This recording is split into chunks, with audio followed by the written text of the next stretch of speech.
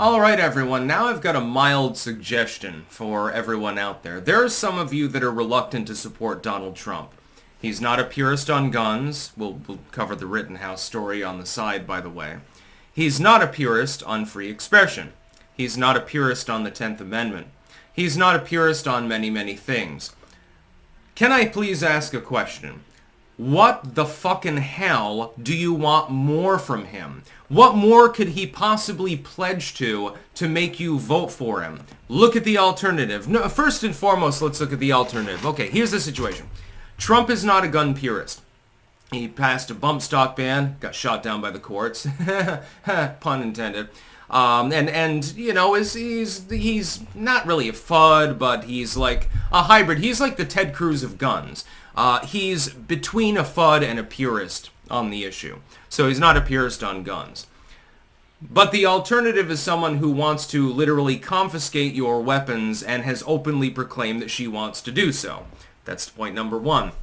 On free expression. Is Donald Trump a purist on the First Amendment? No. No, it was kind of sort of a joke, but it still was in poor humor. Called for a ban on flag burning and stuff like that. The alternative is but at the same time, he wants to reform Section 230 and pass an Internet Bill of Rights. What's the alternative? A person who thinks that if you in any way criticize somebody who happens to be of a lower class or something like that, supposedly that's what the Democrats cast off people with more melanin in their skin as, then all of a sudden you become a bigot, you're basically a Nazi or something like that. 10th Amendment. Donald Trump punted abortion back to the states.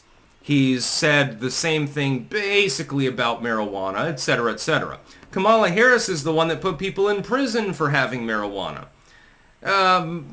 These two things are not the same. When I see people saying, well, they're basically the same, there's no reason to vote, and Kamala will win anyway, by the way. There's a little bit of blackpilling campaign going on right now, and most of it's paid for, by the way.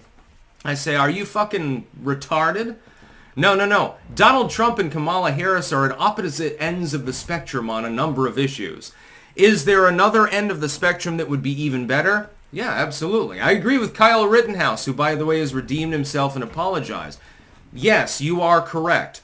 Ron Paul would be better on guns, although I don't agree with returning to the gold standard for various economic reasons that I can explain in a separate video. That being said, the choice is, at this point, a dichotomy. Americans have been ingrained to have a football player mentality and think of Team A and Team B, and they can't really get beyond that. While it would be nice to have a third party rise up with more puristic intent towards our Constitution, I would support it, I would donate to it, and I'd have no problem with it. I'd fucking join it. We don't have that right now. To the average person, it's the Republican versus the Democrat. When you have Trump offering you an end to the income tax, an end to taxes on Social Security, Kyle Rittenhouse, a purist on the issue of guns for obvious reasons, saying he's endorsing because he was contacted by multiple members of Trump's staff and saying, oh, actually, I think he will defend gun rights. A president who wants to lower your taxes. A president who wants to abolish some taxes entirely. A president who wants to actually go toe-to-toe with China, but not start wars and do it economically. What more do you goddamn want? You've got a legally persecuted man who was almost brained in the head. He was almost shot with an AR-style weapon, of course, and we're not exactly sure what model, I think, still. But he didn't call for gun control now, did he? Can you imagine if it was a Democratic candidate? They'd be howling about it every single goddamn fucking day. How much more puristic can he possibly get for a candidate of a mainline party? It'd be impossible. On free speech, what more do you want but an attempt to pass an Internet Bill of Rights and to reform 230? And by the way, 10 out of 10, his very first campaign video said exactly what I've been saying for years. All you gotta do is reform 230. So you have to be either a publisher or a platform. You can either have legal protection or you can editorialize. You can't do both. What more could I want? What more could I want out of Trump? Extend the self-employment tax all offset? Well, yeah, that benefits me perfectly. Continue keeping the brackets lowered? It's only marginal, but he's promising to double down on it. What more do you want? What more can this man possibly suffer? And what more can he possibly promise? And what more can he possibly do to get people to fucking vote for him? Is he perfect? No. He's not Jesus Christ. He's not the reincarnation of Theodore Roosevelt or anything like that. But he was a good president in his first term. And I think he'll be a good president in his second term. Hell, I think his second term would be better than his first. Having overcome his adversaries and not having to run for re-election because he fucking can't, he's going to become even more unhinged. He's going to fuck the system even harder. He can't run for re-election, so he no longer has to give a damn. Now, does he? I think a second term of Trump is exactly what this country needs right now. I got mail from the Trump campaign earlier. I got a phone call the other day.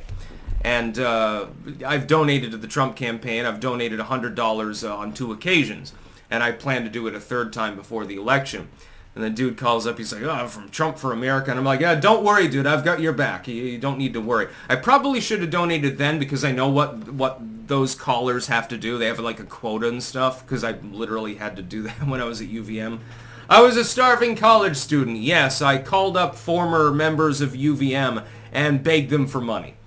And I wasn't happy with it, so I sabotaged several hundred calls and then got fired, actually. I was proud of myself. Then I went and dropped acid, and I felt great.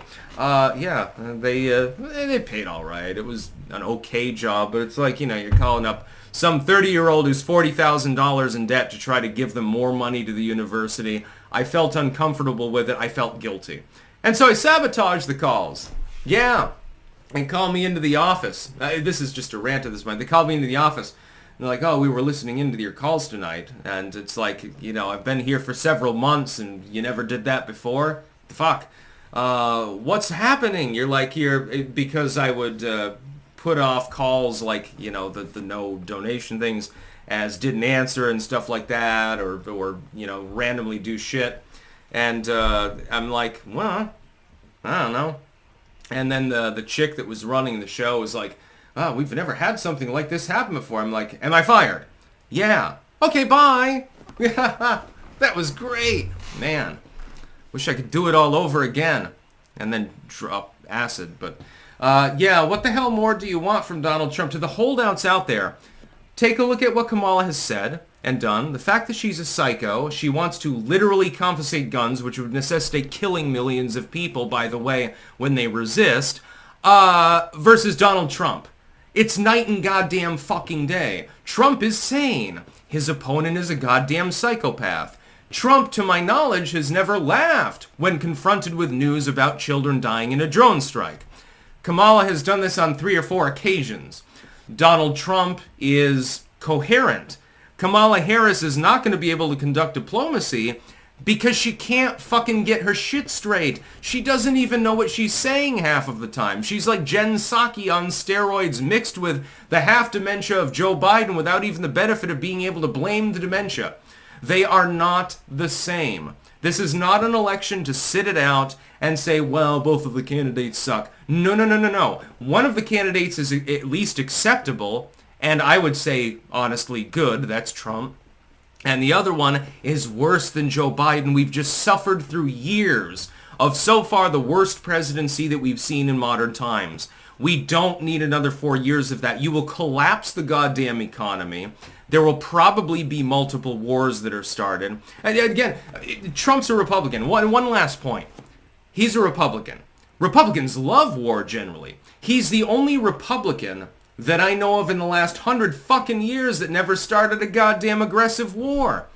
What more could he possibly offer? It's the ultimate pitching point for Trump. Perfect? No. Great? No. Good, acceptable, and capable of doing the things that he needs to do, capable of being sane, capable of being coherent, etc., has friends around the world within sociopolitics. Yes, he fits the bill. Fucking hire the man. What more do you fucking want? That's about all. Peace out.